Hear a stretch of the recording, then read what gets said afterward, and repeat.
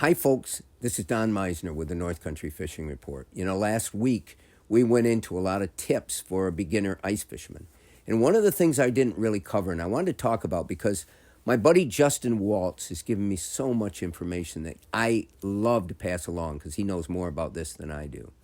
And over the past few years, Justin has really concentrated on catching huge northerns, especially out at Cranberry Lake. Each year there's been a tournament there, and Justin, a couple years, got the biggest northern pike caught. And we're talking over 20 pounds. So how do you do that? Number one, why are those huge pike in Cranberry Lake? And the primary reason is there's a lot of stocking of trout in that lake. And people that are trout fanatics, they hate the northern pike being there. They want them rid from that lake.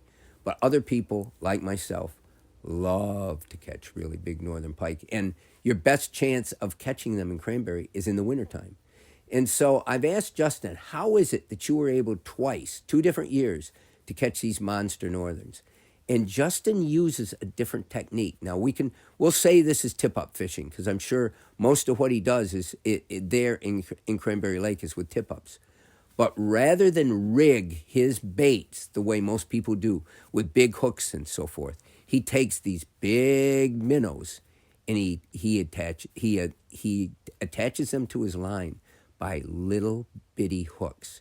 And he hooks them in the back, just near the spine, but not severing the spine. So they're not harmed and they can swim easily and naturally.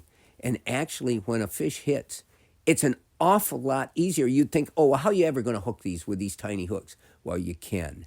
And a lot of times you can a lot easier because it's a lot easier to bring the fine points of a small hook. And let's say we're talking a hook size 8 maybe, or size 10 even. And they'll penetrate that bony jaw of a northern pike a lot easier than some of these big hooks, which you might not have the leverage to really set that hook in. So this is a tip. And then just take this another step towards just your regular all-around fishing with minnows.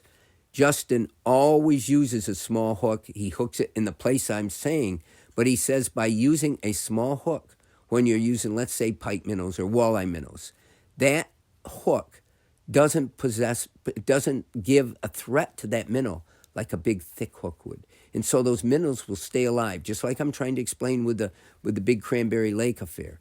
But he says it really makes his walleye fishing and his northern pike fishing much more successful by using these little hooks.